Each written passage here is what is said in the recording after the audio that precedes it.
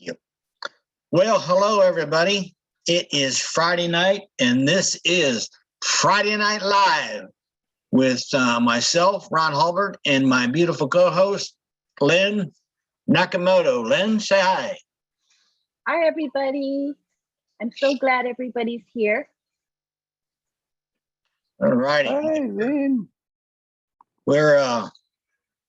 We're glad. We are so happy to have everybody here. We have about 163 people right now, and that's awesome. Makes us feel great. So tonight is very special to us because we have a awesome guest. Everybody knows him. We're going to ask him some questions, and he's gonna let us know about the PNG and OnPassive. So I would like to introduce Mr. David Bakau. Come on in, David. Hello, Ron. Hello, LYNN. Hello, everyone. This is 10 o'clock, 22 past 10 in the morning in Papua New Guinea. And shout out to all my Papua New Guinean founders who are joining me here also. They're trying to just keep me in check, making me accountable. All right. David, let me ask you something. David, if you would you give us a little brief the scenario of your history there and where you live and your family and whatever you want to tell us before you get started on some hard questions? Sure. Thank you, Ron, for inviting me to be presenting here tonight or this morning with you and LYNN. Thank you, everyone from around the world. And I'm glad, I'm happy, and I'm excited as well. So we know what's coming. So, that's the thing that is keeping the blood ticking. And we are always moving and talking and looking ahead of what's coming. Anyway, about me, my name's David Bakau. I'm from Papua New Guinea. It's a country that's situated just north from Australia, if you look on the map. Now, we have a population of, officially it's 8 million, but we know it should be going up to 10 million currently. Our tropical climate here is a tropical climate, wet and dry seasons. And we have a population that is 10 million. We have about 85% of that is rural-based, more rural-based people. So just about 15%, 20% live in the cities, towns, but most of them are rural-based. We are import-reliant economy currently, so we export a lot of our raw resources like timber, logging, gold, oil, gas, fisheries product. We have one of the biggest the export markets in tuna in our country. So that's basically a bit about the country. We speak around 860 languages. So it's like a nations within a nation. So 860 languages, more than 1,000 tribes. So every province, we have about 22 provinces in the country, and every dialect is unique. They have their own dances and styles of traditional styles, cooking, all these things. So that's Papua New Guinea. They call us the land of the unexpected. When you come here, you expect the unexpected. So that's a tourism motto. That's one of our government tourism promotion authority. They put this as a advertising statement. It's a land of the unexpected.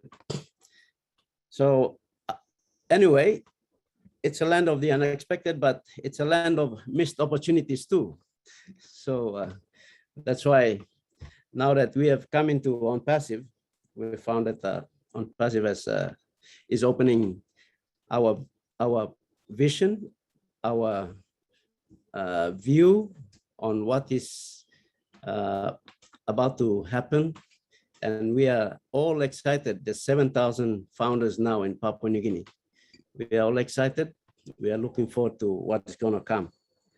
I've been in my background, I'm a banker for about 16 plus years. 8 of that has been in a management role. So that's my professional background, but I also have exposure to multi-level marketing business because I was appointed by an Australian company who came up here in 1985, and then I joined the business in 1986 with my wife Suzanne. We have joined the business in 96, and then 1998 we got appointed to manage the business in Papua New Guinea. So we actually ran the company and helped to grow the market share of this business in the country, and it's now a household name here in Papua New Guinea. So that's where my exposure to multi-level marketing business and networking and team building and product marketing. You have to have knowledge on product, and you have to be able to motivate your teams in order to keep them excited, motivated to be able to continue to sell. And you know, in MLM, we know that the business can't grow if you don't recruit and if you don't sell. Those are the 2 key things. If you can't recruit and you can't sell, you can't make money in MLM business. So that's where the experience is. And when I started to, I left the bank and I started doing my own things, tried to do business here and there, but didn't work out. So it came up to 2019.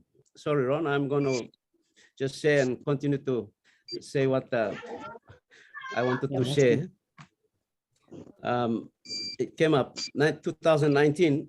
I went online because I wanted to sustain my family in the city. In Papua New Guinea, in Port Moresby city, is a very difficult place to live, especially if you're not working and on with a you know, if you're not earning a continuous income or a regular income, you have to fend for yourself, try every means and ways to survive in the city. I think that is similar to a lot of cities around the world where people live in the cities. They look for every avenue to make money to be able to survive in the city. So I and my wife, we have 4 children.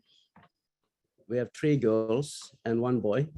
We have 4 children. So since I left the bank and then I joined the MLM business, I left the MLM business again to go back into the banking industry in 2000 because there was a need in the bank that they wanted my specialty. I was an asset manager.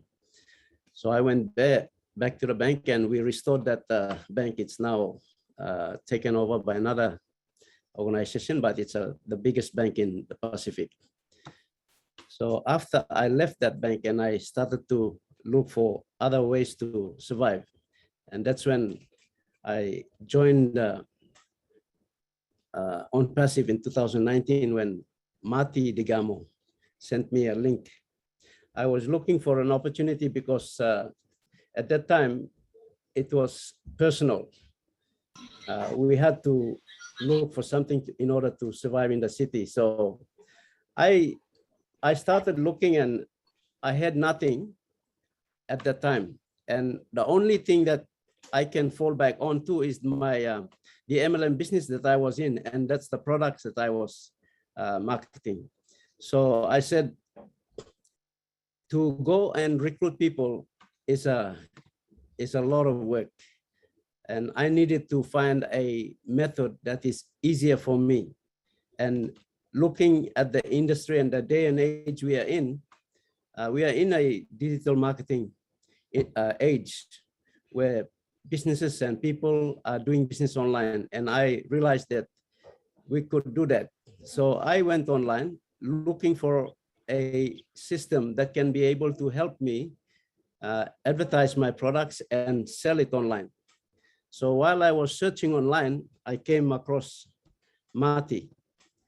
And when I asked Marty what he was doing, and he sent me the link because he was sharing about OnPassive, and I asked, what is OnPassive? And he said, he asked me for my email, and I sent my email to him. And since then, when I went into the link, I saw that the business OnPassive, it resonated with my MLM experience, because in the MLM industry, we do the physical work by going and talking to people and trying to get them in to join our team. But when I looked at OnPassive, it's fully automated for me. The company will do all the marketing and do the recruiting and do the selling for me and advertising for me. So that resonated well with me. And I said, you know, this is the day and age of technology. So why can't I do that? So I kept on putting off the invitation at that time because I was having a lot of issues going on in my mind, and I didn't concentrate on that. But Marty, I must thank God for Marty, because Marty is God sent to me. And I know I'm sharing this now on hindsight. I know it's the man from above. He wanted me to get in because he knows the need of Papua New Guinea. And we know that Papua New Guineans have been praying. A lot of our people in the churches have been praying for deliverance and looking for avenues to deliver them. And, you know, in my life, I've been in the church, I've prayed, I've searched, I've been looking for avenues to help myself, and I can be able to help other people that are in need also. And Marty, being persistent with me, finally got me to register in September of 2019. So when I joined, I asked Marty, is there anybody in Papua New Guinea sharing this business? This business is amazing. It will change lives of people. So he said, there's nobody. I don't know. You could be the first one. So I said, okay, please help me. Set a Facebook page for me and I can start to share this business. So he did that, and that's it. That's like history now. Going by next month, I'll be like two years in the company. And as I see, you know, I'm sharing the PNG perspective, going from my view of what OnPassive will do and what OnPassive has done. To me personally, it has changed me in my way of looking at things, my mindset. It has basically given me peace, because, you know, when you don't have anything, you are troubled in your mind, and you don't know when is the next day you can put food on the table for your family. And those are the things that keeps you looking, and, you know, uncertainty. But when I found OnPassive, it kind of threw away all this anxiety, uncertainty, and it gave me peace. That's something that I have a solid thing that I can hold on and be stable emotionally, and also be able to work now, having my vision focused on something that I can do.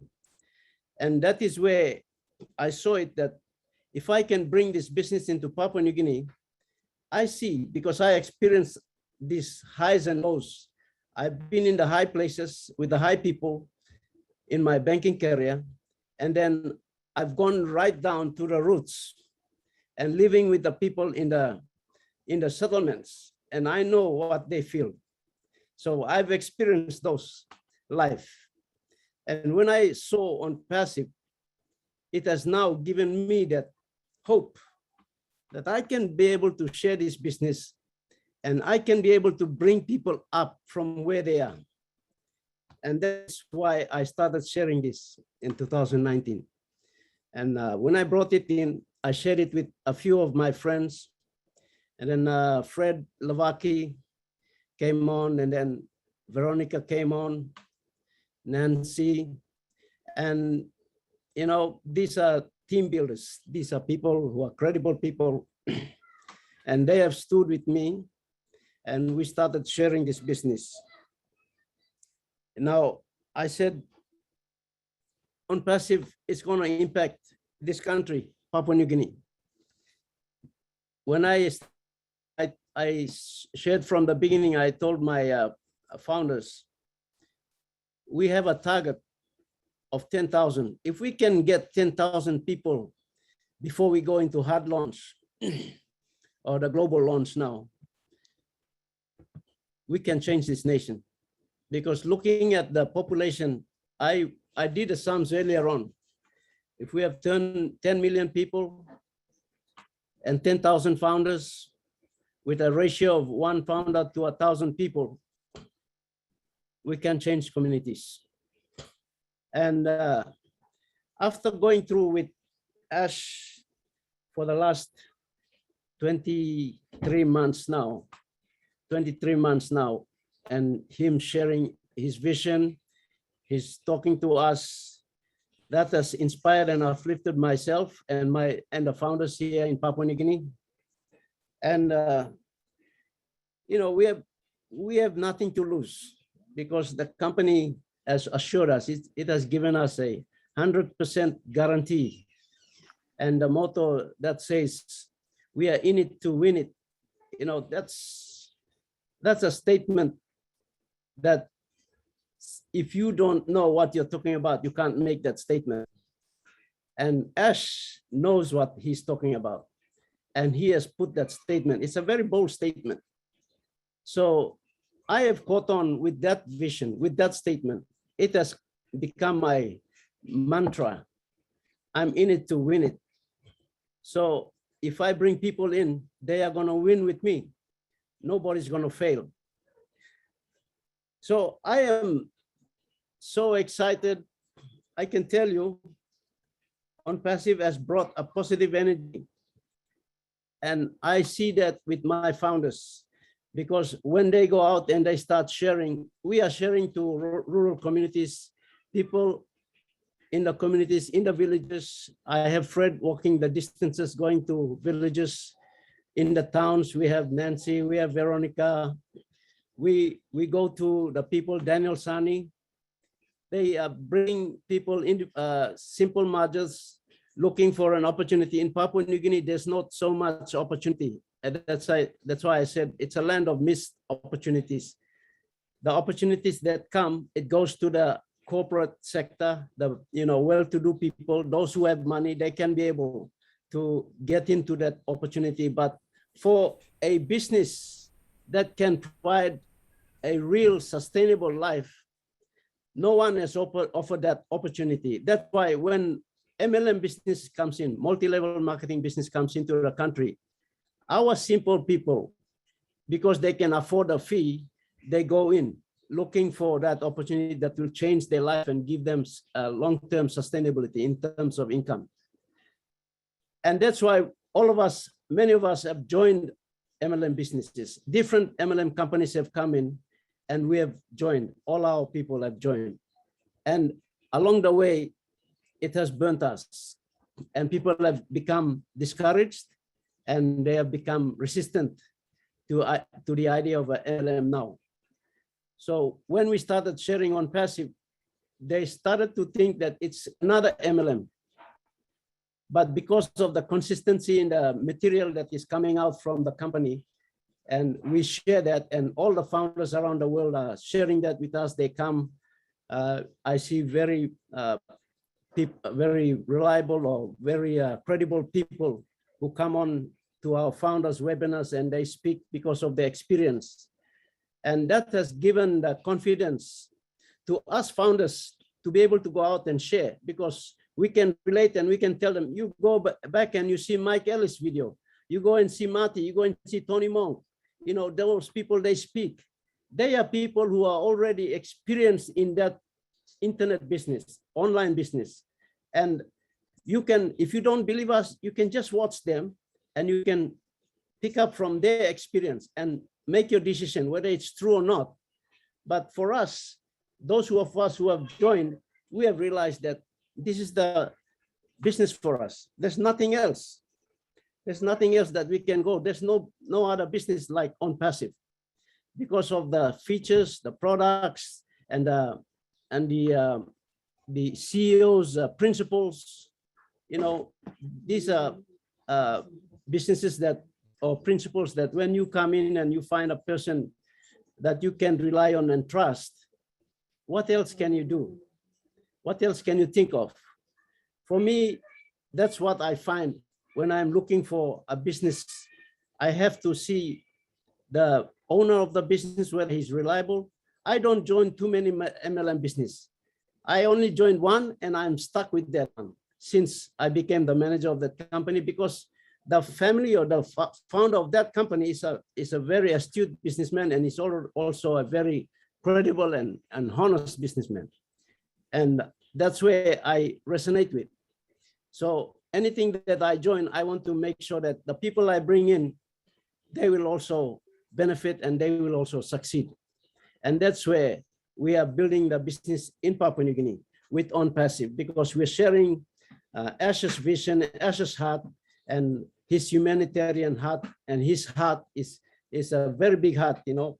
That's why sharing OnPassive in Papua New Guinea is like we are giving a life to a family.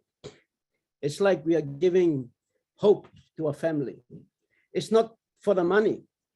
The money will come, but we have to train them or help them to understand that it will change their life.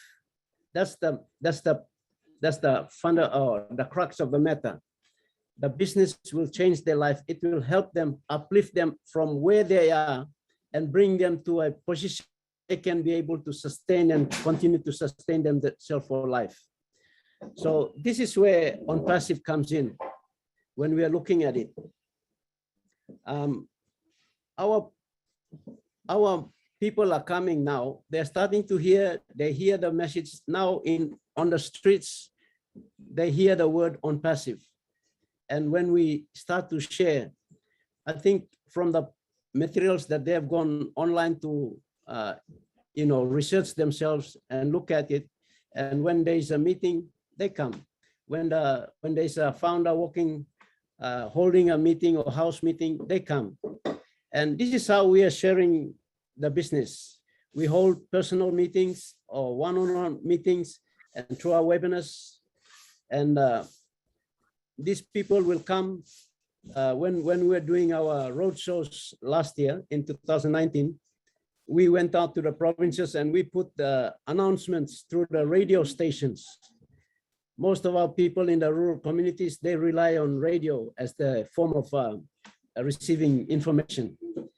And some of them have to travel 3 days to get to a place or get to the town where they can find a founder and register. You know, when they finally arrived at the place, we had already gone, but they found a founder who put the announcement on the radio. I'm sharing this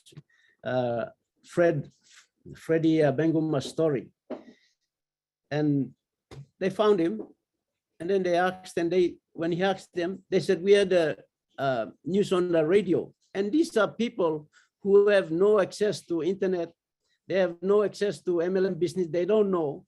But by the information that was announced on the radio, it triggered something in their lives.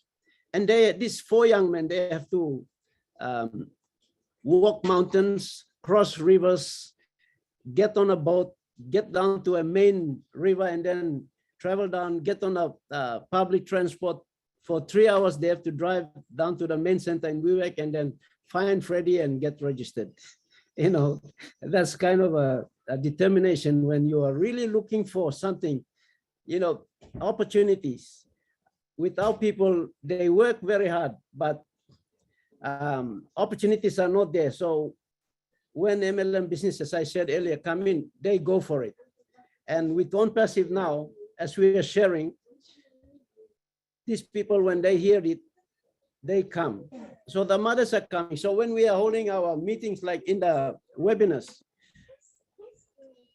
there's a person who can connect, and a group of people will sit around and they will listen through a boombox. We call it a boombox. It says it's like a radio, but it's a speaker, just a speaker where we play music and all this. So they just connect on boombox and they listen to the messages.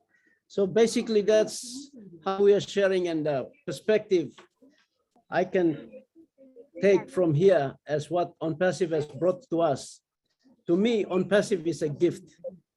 And I believe with my founders in Papua New Guinea, we see OnPassive as a gift to Papua New Guinea. And there's no better way to describe it. It's just a gift. So I'm telling people, you know, what is $97 or 400 kina to us? 400 kina is, you know, Ash has decided to put a price tag there just to make sure that at least if you don't believe it, that's okay. But if you believe it, then this is a small token that you pay as a trust that you want to partner with him. And I take this $97 as a token of trust that it's not me. I can't set up the business with $97. No, Ash is building everything for us, putting resources into creating the products and employing people and all this.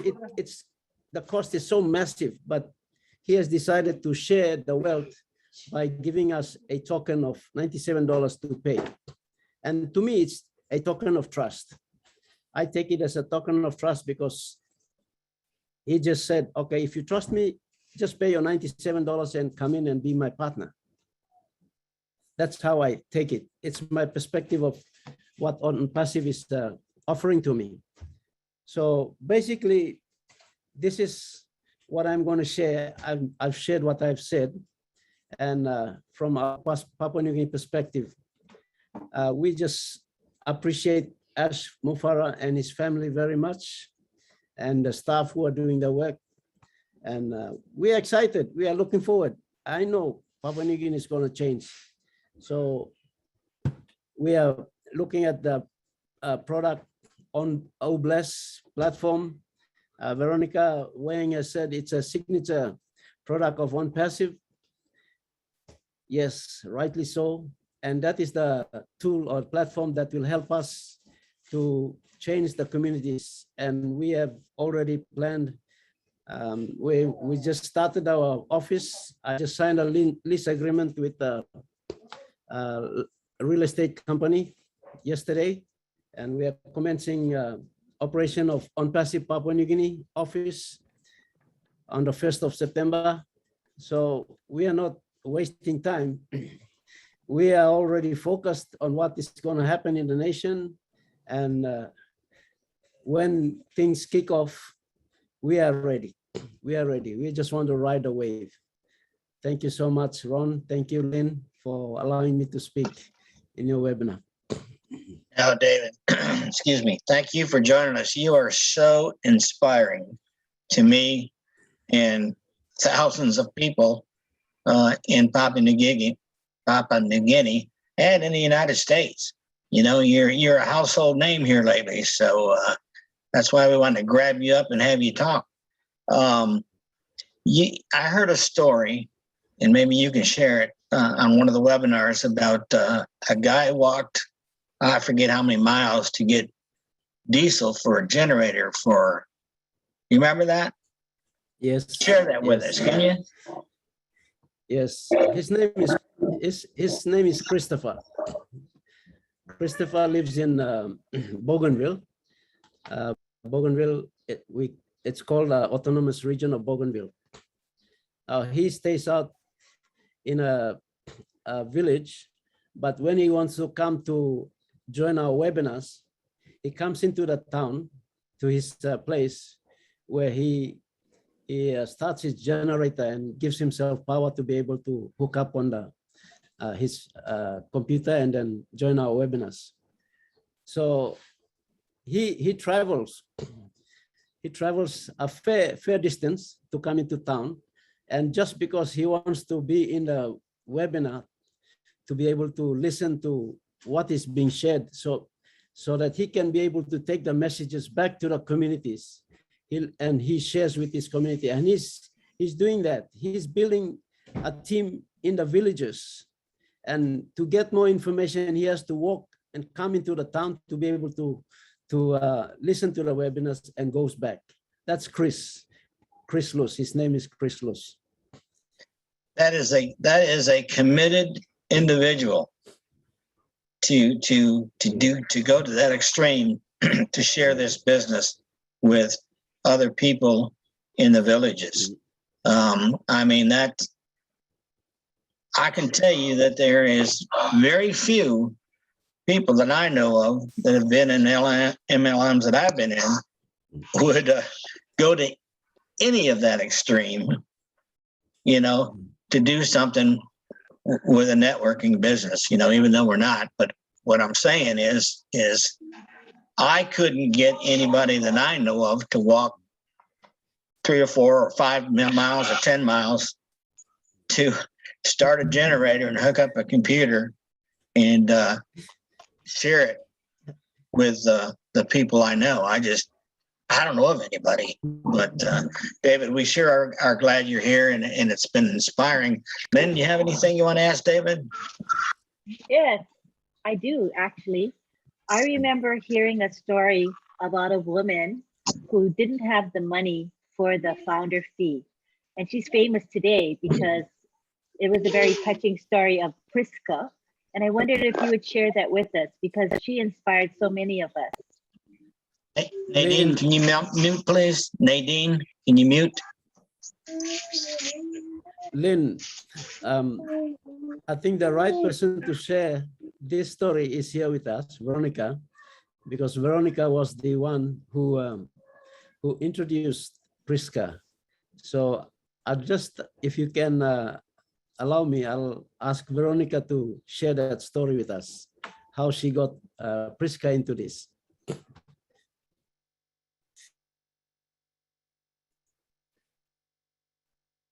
Veronica, can you unmute yourself and speak, please? Yes, okay. Thank you, Lynn. Thank you, David. Yes, with Priska, Priska is, well, Julia and Milo got both of us to come on their show, and she did eventually get to talk about herself. But Priska is, Priska was living here. We live on the same street. She was living here with relatives, looking after the house. She was what you might call a housemaid. And she had this side table. And so in PNG, we call them table mama.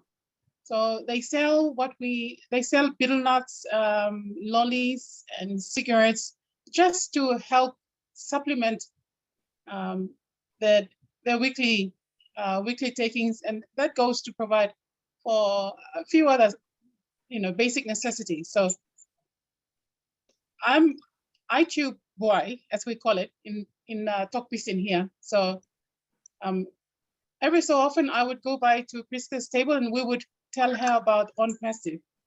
And she was really curious. She was very interested to find out about the business. So the more we explained, even though she couldn't understand it, the main thing she got from it was here was an opportunity that she could get into, and she would have a residual income. So when we told her, and she decided finally she was going to get in, she told us, she asked how much it would take, and we told her that it was $380 at the time, said it's $97. And so it took her 2 weeks to sell her betel nuts, the lollies and the cigarettes. One betel nut's about 1 kina, and 1 kina is about what, 30 cents? So she saved every kina that came in. And that took it 2 weeks to make it up to about 280 kina. And then she borrowed 100 kina from a cousin brother with a promise to repay it with the next, when she made the next money from the market. And so that's how she got in. It took her 2 weeks to get in. Sorry, to get the money. She went to the bank. I gave my bank account details to her and the other founder, Bevy. They deposited the money. She came back.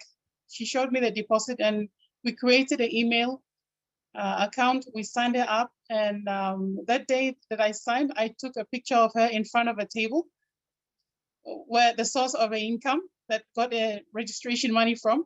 And we sent it to David and Fred Lavaki, and they forwarded on to Marty, and Marty got it off to Ash Mufar, and that's how she became famous, I suppose. So that was Priska's story.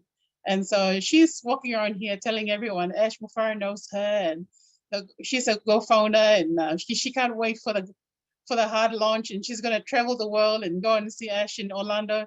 I mean, that's all she talks about. So yes, she's one happy, a very happy and very proud founder here on our street.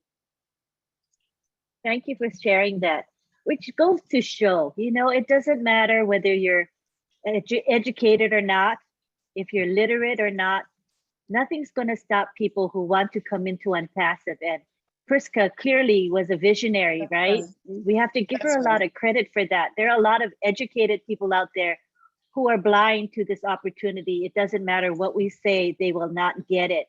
And Priska saw that opportunity in a second.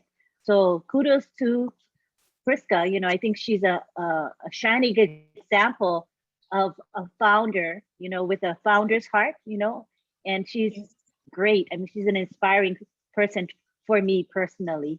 Thank you for sharing that. And that leads me in, thank you very much, Veronica. That leads me into Marty, who has his hand raised. Would you like to share, Marty? Yeah, I just want to make a comment. Yeah, I met David over 2 years ago, and I knew the minute I met him, I said, this guy's got to get in. He had a good, big heart, reminded me of Ash, really. I started looking up Papua New Guinea because I didn't know where it was or what it was about. And I remember when he asked if anybody in Papua New Guinea, and I said, something like, how long will it take you to sign up? He said 5 minutes. I said, there'll be one. And it wasn't too long after they were on fire. Veronica and everybody just went to Papua New Guinea like crazy. But they have many stories. Out of all the people that I've worked with online since I was 25 years old, I never met a group of people that work harder with as little as the people of Papua New Guinea. They're definitely inspiring. They do so much with so little. And that lady that got in and sold peanuts and cigarettes or whatever she had to sell, that to me is a founder. I could care less if a guru gets in or a big hitter and all that, because they're getting in anyway.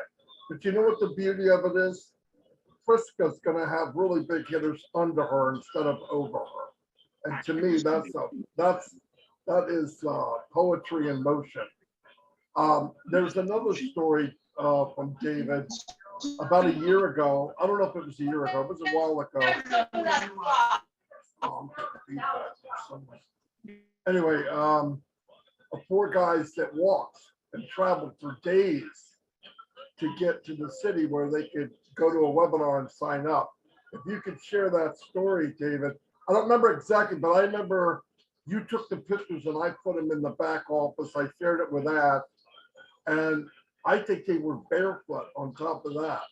And I was blown away. It brought tears to my eyes. I heard the story and I had to get off because I went, are you kidding me? And we got people in the US or Canada or the UK. I don't know if I want to do it. And then you see people like that go 10 times more than anybody else. It makes you put it in perspective. I stopped looking for people that don't have a vision. It's a waste of time. Get the people that need it. And when they see it, they'll walk miles to get to it. If you could tell that story, David, that would be unbelievable. Yeah, Marty, thank you. Yes, I just shared that briefly, but these 4 young men, they are up in, it's the Sepik province connects to the highlands. One of our provinces called Enga province. And they are right in between there. They hardly get any services because they're in the middle. So it's hard for the Sepik administration to reach them and the Engan province administration. So they're kind of nomads. So these people, the only means of communication is through the radio.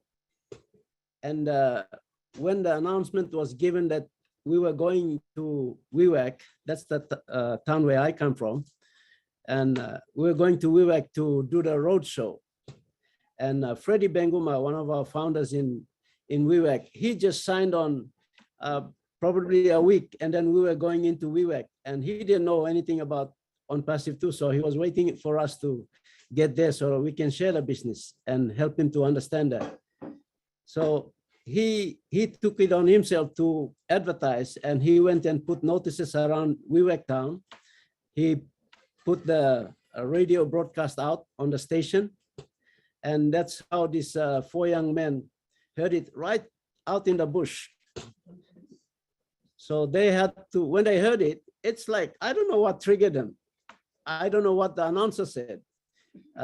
But we said, we told Freddie that we're coming. So Freddie put a message saying there's a new business going to be introduced into the town. So if you're interested, you can come in. So that's basic information going out like that. But because, you know, as I said earlier, we are a land of missed opportunities, and a lot of our people in the rural areas are unable to get services, and they always look for means and ways or avenues to provide for themselves. So when they heard that announcement, they didn't waste time. They got up, the 4 of them, and it's a very rural community. There's no road links. They only travel by boat through the waterways. And it's one of the biggest rivers probably in the world. It's the widest river in the world. It's called the Sepik River. So they had to travel from where they were in the bush 3 days. They walked.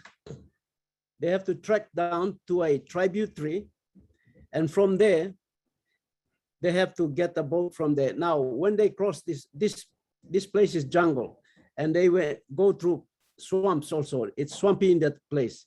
And that place is known for crocodiles. There's a lot of crocodiles in there. So they have to come through all this place, get into the dinghy. It's a fiberglass 23-foot dinghy. But before that, they have to paddle in the canoe, dug out logs, canoes. They have to paddle into that main tributary where they can get to the boat. From the boat, they have to travel down to the main Sepik River and then come all the way down. So that's 3 days. 3 days into the town station there called Angoram.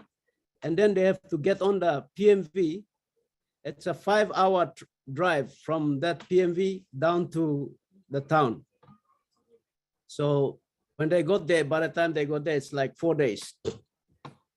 And they found Freddie in Wewak, and they asked him, we heard the news on the radio and we are looking for this business. And Freddie told them, oh, the people who came to share the business have already left. Anyway, they said, we have the money here and we want to register. So it cost them, between the 4 of them, it cost them 3,500 kina to travel all the way down. 3,500 kina is like close to $1,000 US.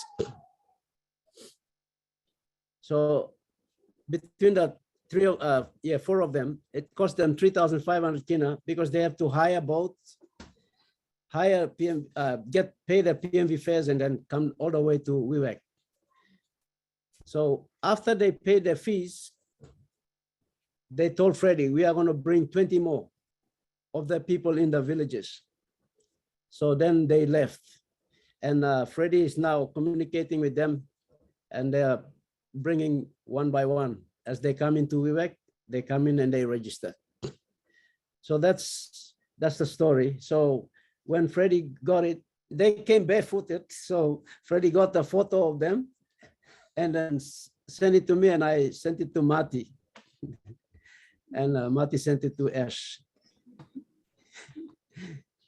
Yeah, that's the story. Wow. I'm sorry, it just blows my mind. It just blows my mind. But the commitment that the people of Papua New Guinea have.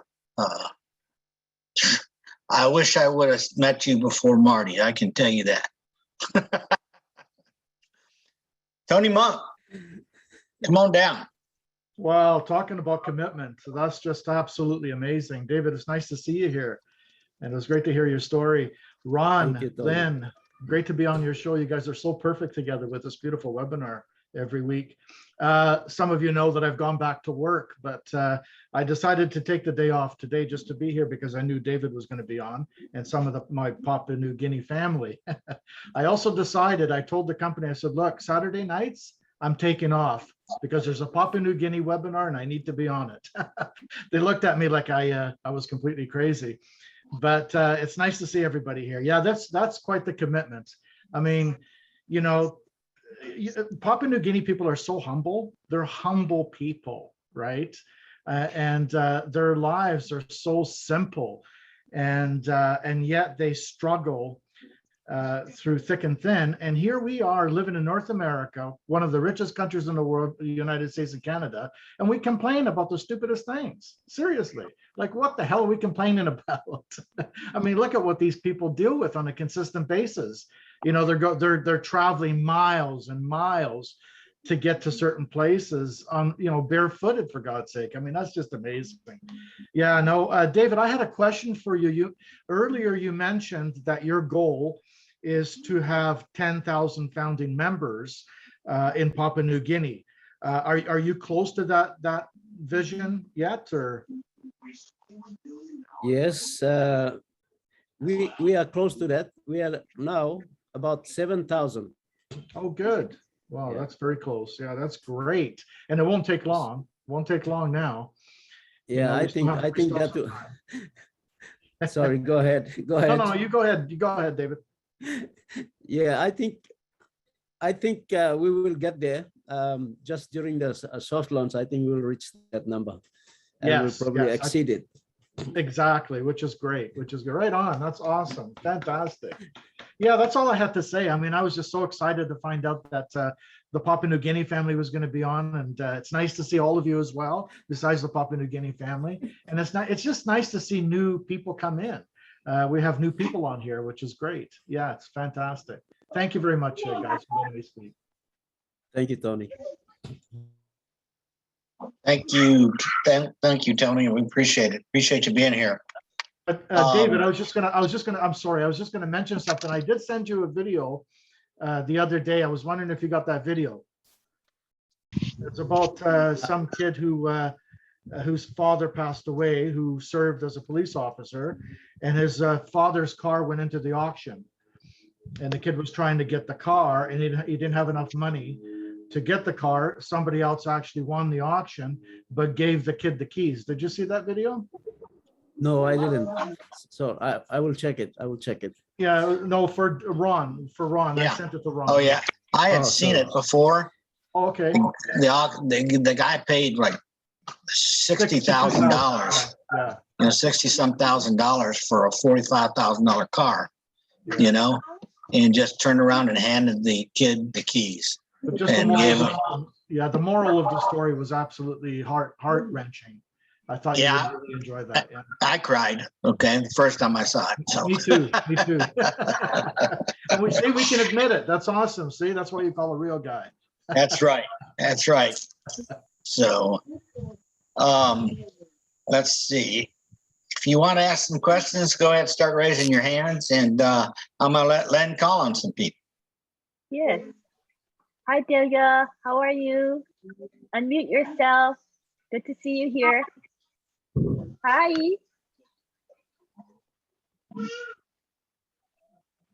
Hi. Can you hear me? Yes. We can hear you.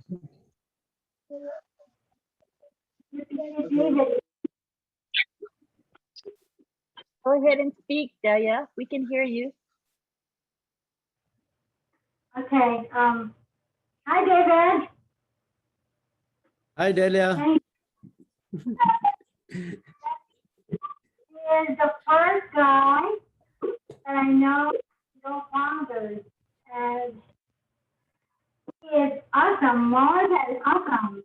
He teaches me a lot because I didn't have any friends, and he's the only one. And so he teaches me a lot. He's so patient.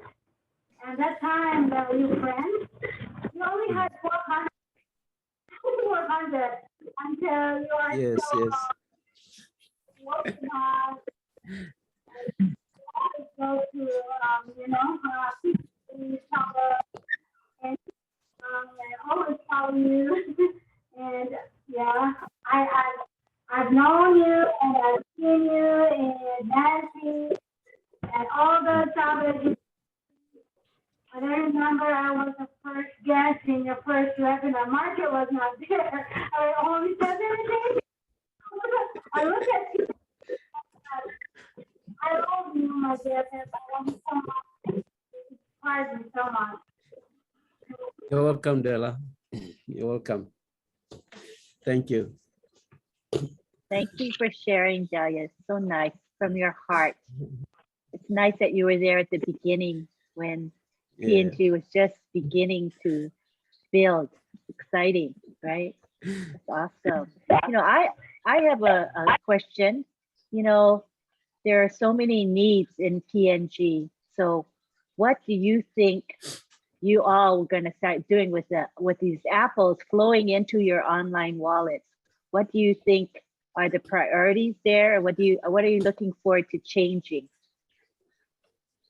Thank you, Lynn, for that question. It's been in our heart.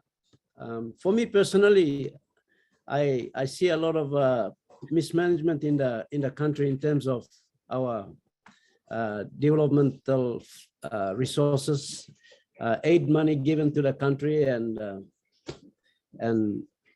whatever revenues that is generated through the resources that's sold from the country. There's a lot of mismanagement. We are only a small population, 10 million or 8 million officially, but 10 million. And with the volume of resources that we have, we could have changed our lifestyle. But, as usual with a lot of our third world countries, a lot leaderships not putting the resources where it counts, where it matters to the lives of people. So that's how we are struggling. And Mati Digamo shared in the last webinar that we had, he had to read up on Papua New Guinea, and he realized that we are a country that is full of resources, natural resources, minerals and oil and gas and all this stuff. But because it hasn't been managed well, and we are still living like this, a lot of our road connections, most of our people are disconnected because there's not proper roads reaching them. So they have to walk a lot of kilometers or miles before reaching the road where they can get onto a public motor transport. But because of the condition of the roads, not many public motor transport goes into those villages. So they have to wait. If they reach the road, they have to wait. Maybe they can spend a night there until the next day and the vehicle comes. So those are the difficulties that we see. And some of the places that are not connected, we only reach them by airplanes. And these are, small airplanes, one engine airplanes.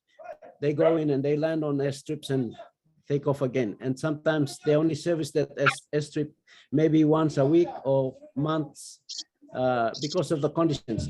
So these are the things that we are looking at together collectively as founders here, as the leadership in the country. We are looking at those things. So when we start to get our apples, the priority will be settling every individual down first. We probably give them 12 months to settle themselves or 2 years to settle themselves and, achieve whatever they have personally desired. But collectively later on, we will start looking at contributing where we can. We will change our own communities first.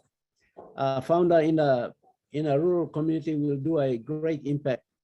As I shared in the Asia Pacific webinar with Australia, and Jeffrey Morlock said that one founder, because I said we are trying to reach 10,000 so that we can impact the nation, and he said yes, one founder can impact about 100 square kilometer radius of people living in that area. Looking at that, based on what Jeffrey said, we can be able to change. Like one founder can be able to build a road into his village. And from that road development, it will open up access for produce, market goods to come into the market. And households will start to change because families will start to earn income from whatever market goods they can sell, having access to market. And then a founder can be able to build his house and then employ the villagers. We have people who are able to, skilled people, they can work. You need only one tradesman to get a number of people, and then they can provide a labor and teach them. So a founder can be able to pay them to build his house. So those are the kind of changes that's going to happen. And it will trigger off a lot of economic activity within the community. And then I see that it's going to change one community to the next community, and it will trickle off and go into the expander.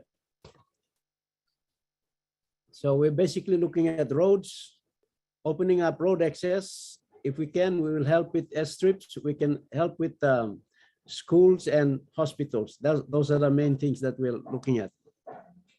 Yes, and because you're a small community, I think you can easily collaborate with one another. I think that's the beauty of it, where you can sit down and say, can we combine our new resources, our apples together and work on projects together? I think this is very powerful.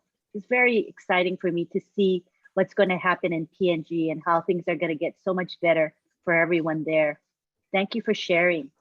Yes, Lynn, sorry, I forgot to mention also that because our culture is one of communal living, and that is the key. That is, it's helping us to be able to share the business, because when we are sharing, because it's a communal community we live in, one founder will be able to help a household, and everybody coming together will be able to put a hand or give the hand in support.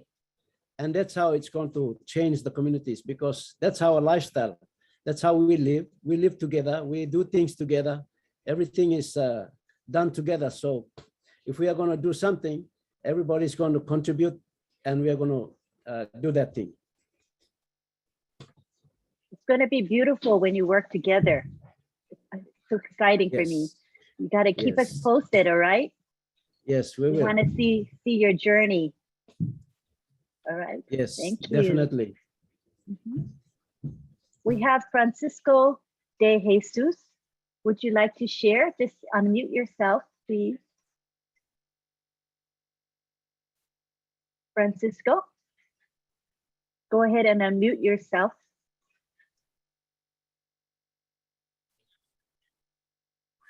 Wow. All right. Hello. Hello, how you all doing? Great. Thank you.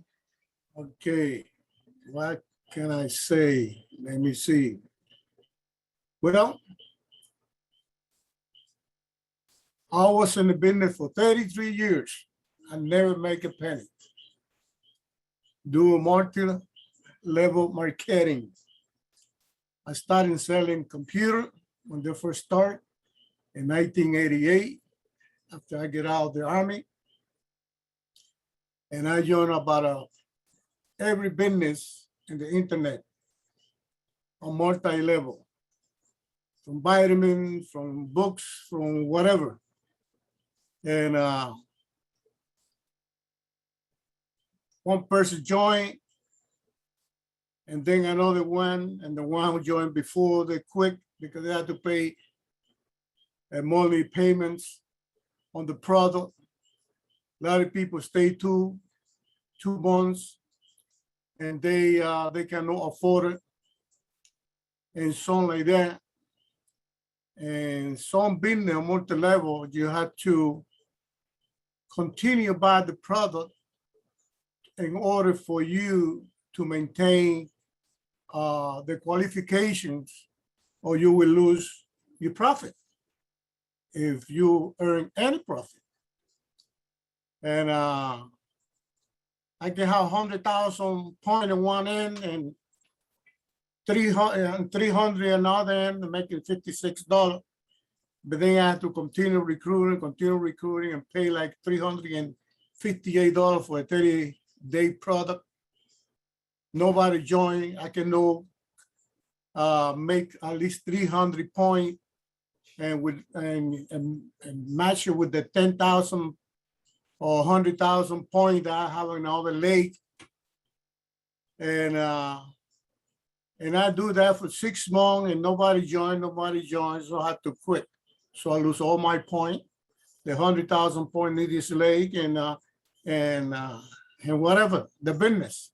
I joined about 3 times in the same business because they say that about 100 people have made millions in the internet, in that business. So I joined 3 times, I quit, and I quit. I sell about anything on internet. In the last business, I was paying $25 a month. Was supposed to pay $24 a month. And they never collected because they open every time, and you have 2 days to pay you $25. And then I have 30 people into the business, but I cannot make no money because the people that I join, that recruit into the business, don't recruit anybody. So if they don't recruit, I get stuck. And the one they recruit, they don't have nobody to join for them. So 30 people downline, 30 people, and I don't have I have my 3, but I cannot collect any money. So Francisco, let me ask you this. So now that we know that you've had not very good experiences in MLMs, so now you're here with OnPassive, and what's the difference? And maybe you want to ask David Bakau something too, as our guest speaker, something related that he could answer for you. Okay, the difference is on the business I was, the last one, they closed the business. And somebody from OnPassive, I believe it was Steve Whitehead, come in and send me about a link about OnPassive or about GoFounder. And then I joined right away. I've been studying, I've been reading, I've been observing, especially all the webinars and everything, and learning. And the experience, right now I have 39 people recruiting and a downline of 586 people. Okay. Summary people, 586 people. And I have about 6 business because I registered 6 business for my sons and daughter and for my wife. And I own 6 business because I know that if you don't have to recruit it, but I do that promotion every day, and I live in that, and I believe on Go Find It, OnPassive. I believe with all my heart, and I would tell a lot of people, and they say this guy is crazy, you see, because they know about multi-level, and they think that OnPassive, Go Find It, OnPassive is a multi-level. And I try to explain it and they don't understand. Some people are selling a promotion. They say, no, I don't interested. Okay, so you just don't father and keep promoting. Don't worry about it. And so, Oh, Francisco, we're so happy for your success. You're obviously believing in the company and its vision, and you have the heart of Ashma Farah. And we're so grateful that you shared with us today. We thank you. But in the interest of time, we're going to go on to the next person, all right? But thank you very much for sharing. yeah. Thank you, appreciate you. Next, we have Bridget Kamsi. How are you today, Bridget? Good to see you. Hello, Lynn. I'm very well, thank you. Hello, everyone. My name is Bridget. I'm calling from Maryland. I've been with OnPassive since April of 2020. Hello, David. I wanted to talk a little bit about, just a comment about you and Papua New Guinea. I have been so, I actually used your story with Priska, about Priska, to talk to a few of my people that got on board. It's been so inspirational for me. I wanted to say that during this, our time in our generation, my observation has been there comes some unique and special people that really make changes in the society and the community. And I think you're one of them. And just like it started with Ash and then Marty and then to you. So I believe that you are destined for what is going on right now in Papua New Guinea. I'm emotional when I talk about it. Yeah. So I think you were born for this. Yeah. Thank you.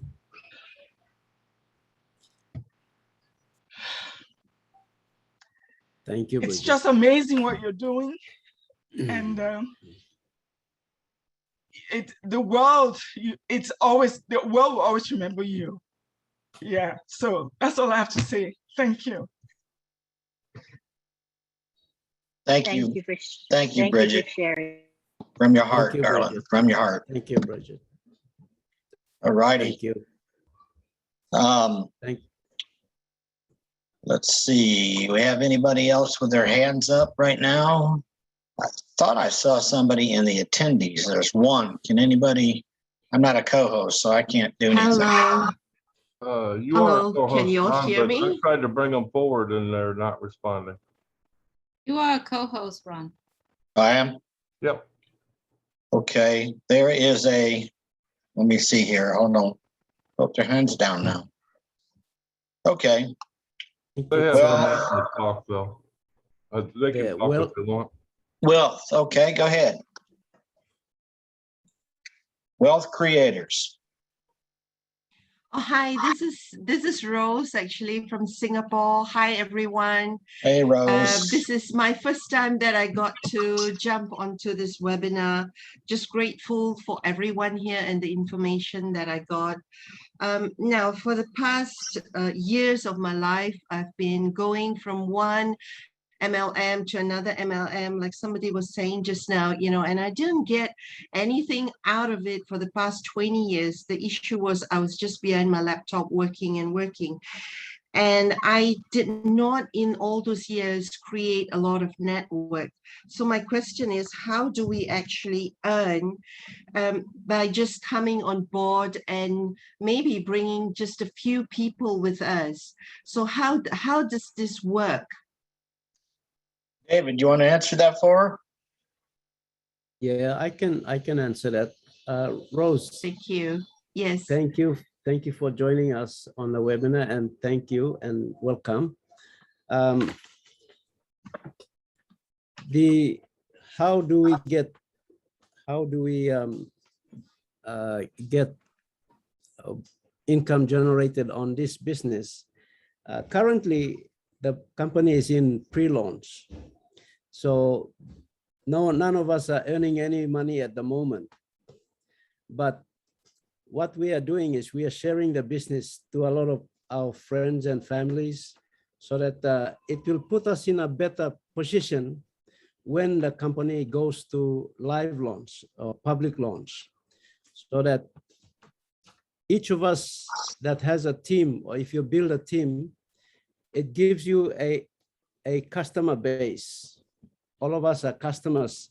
When we go to live launch, we are foundational customers also. But we have a privileged position as a founder at the same time.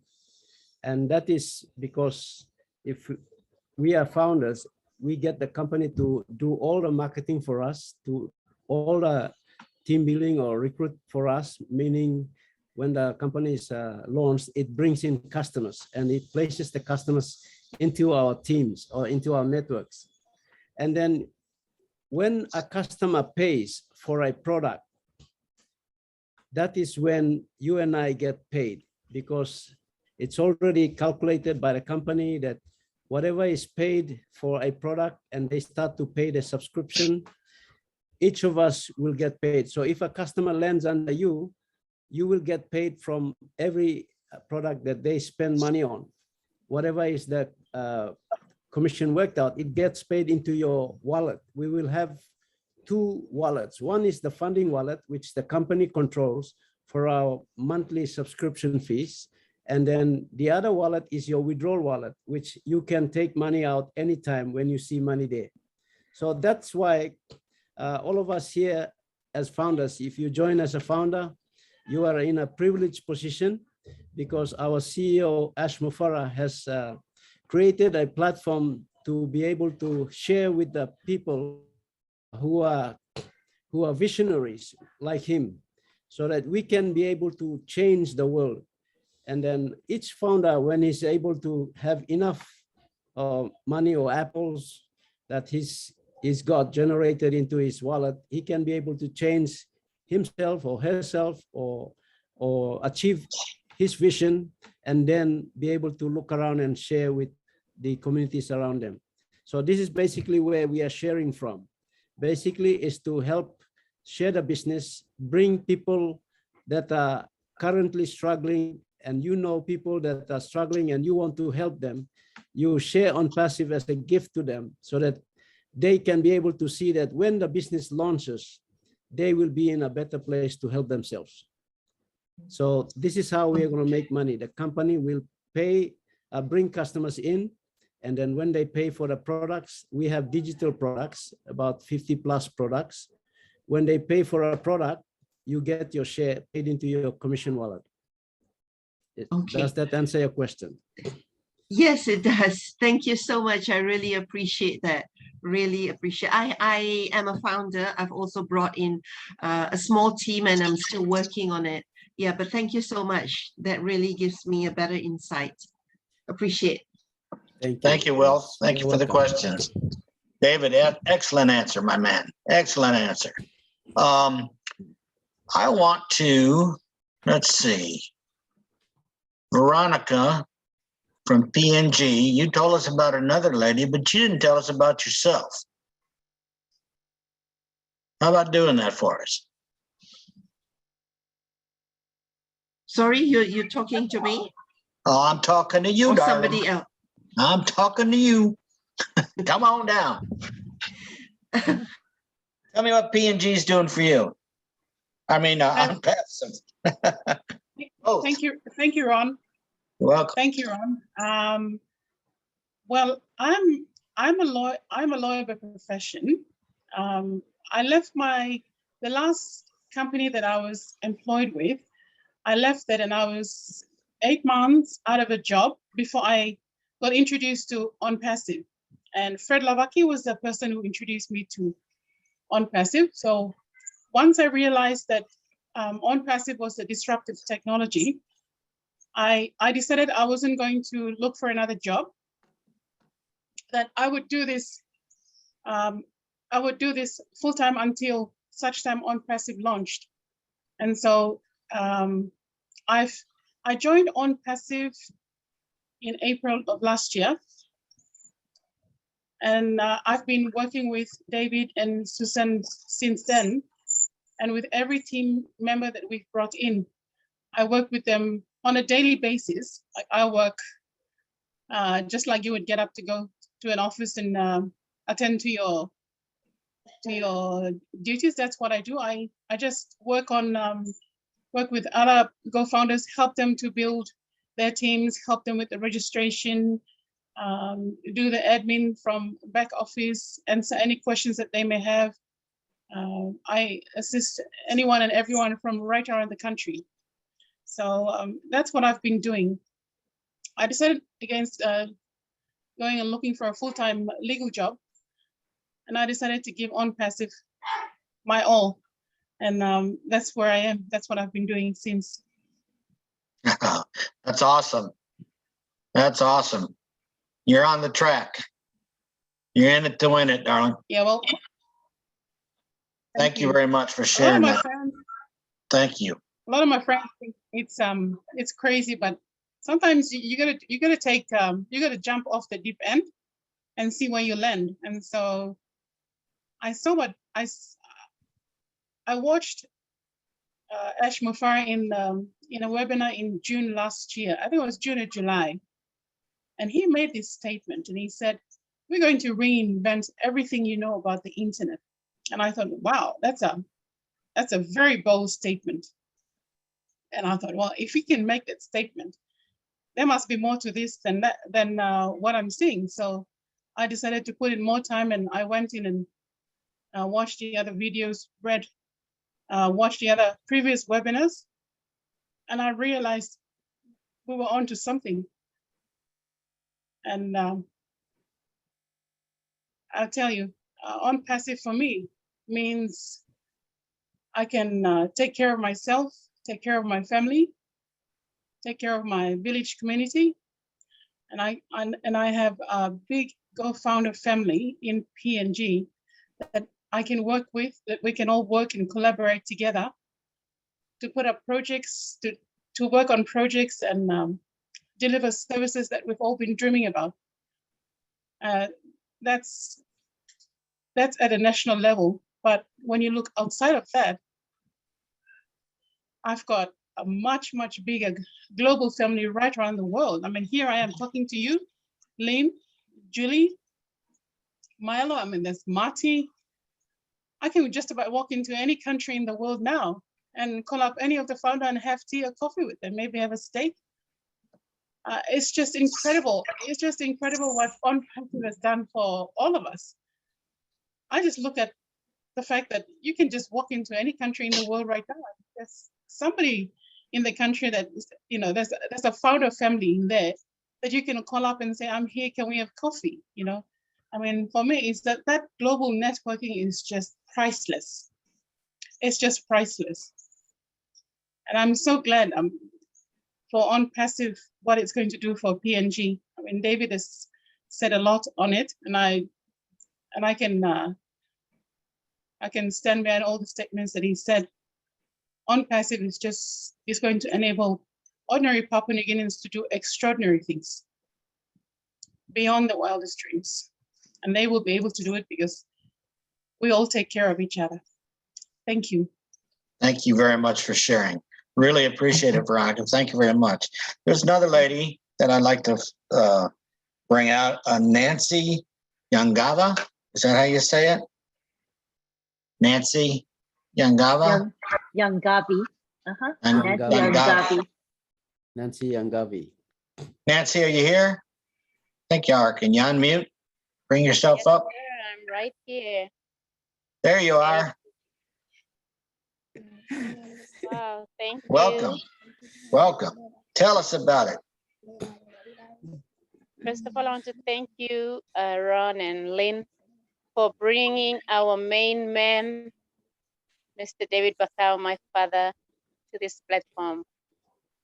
Yeah, if we continue to talk about PNG, I think we'll have a crying party here. A good crying party. Tears of joy. Because we are people with passion.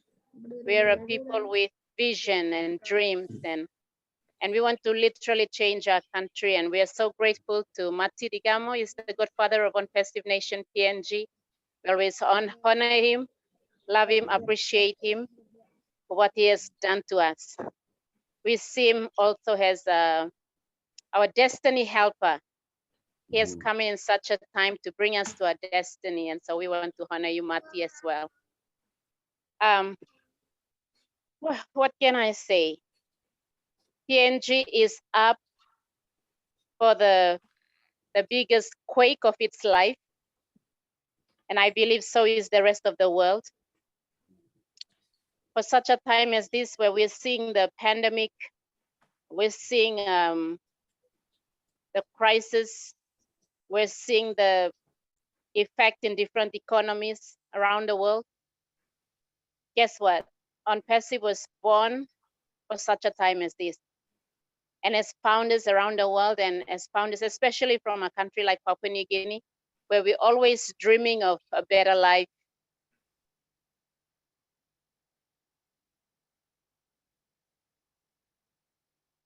That's Because great.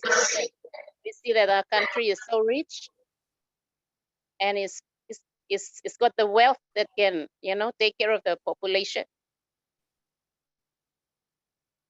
and the citizens of this country. But when you look at it, it's like we're still struggling. And yet, like right now, currently in Papua New Guinea, we have little shops, shops that can be owned by Papua New Guineans, and they can earn a living and create wealth out of it. Instead, we are seeing like little trade stores and all this. It's taken up by foreigners in our country. And it's a really sad thing. Like in the province that I used to live in, and I've moved over to the capital city now. It's a province that is powered by oil palm. It's a province that is like there's a lot of money that comes out from the production of the oil palm or the palm oil. But all this money, when it comes out, it doesn't go to the hand of the Papua New Guineans. It ends up in the hand of foreigners. And it's a really sad story to see.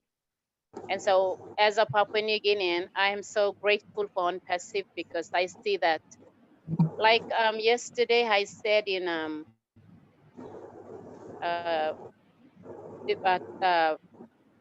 Pam and Judy's, Pam and Robin webinar, I said that for Papua New Guineans, not a lot of us do business online. So this world of internet and doing business online and earning while you sleep is a foreign concept to a Papua New Guinean. Majority of Papua New Guineans.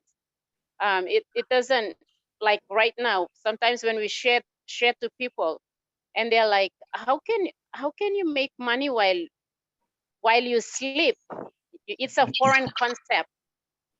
And so a lot of people are not coming into, in Papua New Guinea, a lot of people are coming into OnPassive, not because they understand the technology, not because they understand the different products that we have. They've come into OnPassive because they see a vision. They see that Ash Mufara is genuine and he's real in his vision, in his in his desire to raise humanity. And that is the one thing that is really impacting the lives of Papua New Guineans, because a lot of us in PNG, we do not know this world. I think this world only belongs to the rich and the elites of Papua New Guinea.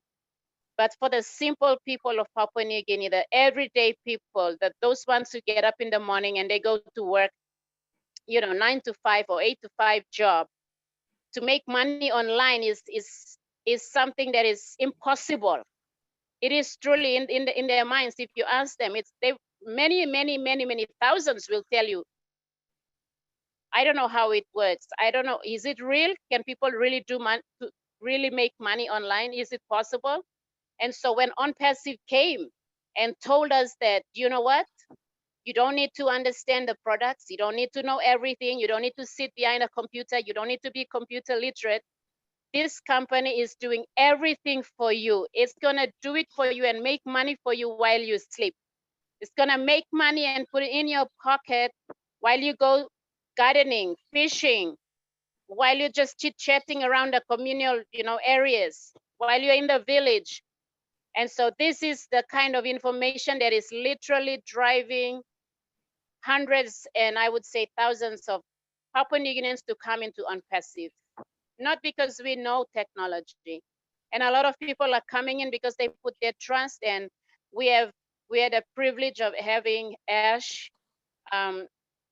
last year in one of our webinars. It was a surprise one. We were really surprised and we got really emotional seeing Ash to come and attend a Papua New Guinea webinar. We were like, wow. And so that was one of the highlights of the impact that is happening right now in Papua New Guinea, is that when they heard from Ash's mouth what the company is all about, that was the thing that brought a lot of families. And women in Papua New Guinea are very, very strong women. They will do everything in their power to make it happen for their homes and their family. And so a lot of women are coming into OnPassive because Papua New Guinean women especially always jump into the next MLM opportunity that comes. They don't stop because they know that there's a little bit of money there. You can still make money, and then if it doesn't work, you just stay around and wait for another opportunity to pop up. But when they found out that in OnPassive, they don't need to go and recruit. They don't need to go and share. They don't need to worry about the next month's subscription fee. They don't need to worry that, oh, this month I'm not paying my fee, so this money is gonna be, it's gonna go up to my upline. Now they don't have to worry about this. Once they understood that OnPassive is automated and 100% done for you, it is also 100% risk-free. Guess what? They're all coming in. And they're coming in by, 50s, by hundreds, and we are so privileged. And that's the impact of OnPassive in Papua New Guinea. Our minds have literally changed now. A lot of PNG founders have now grasped a bigger understanding and perspective about the online world and online businesses. A lot of founders have come in and understood different products and services of OnPassive. And so we are so grateful. In a way, OnPassive is really educating us and keeping us updated with what's happening in the internet world. And so we are not missing out. And so this is something that really is on our heart, is to bring literal transformation. We are talking about community transformation. We are talking about women having to give birth and walking for hours, even 2-3 days, to the nearest health center.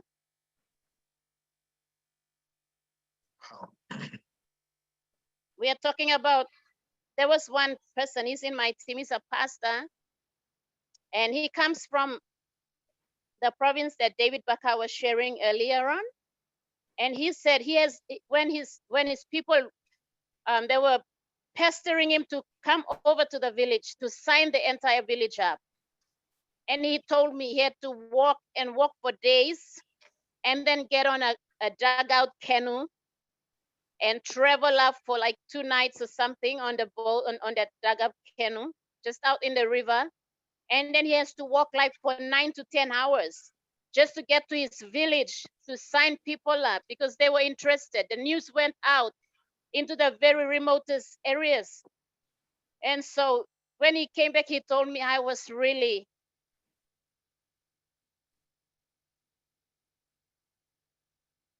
I'm from another part of the same province, but I've never lived in that province. And I grew up in another province in Papua New Guinea, and to know that there are people that are so remote, remote from anything modernization world, the modern world that we live in.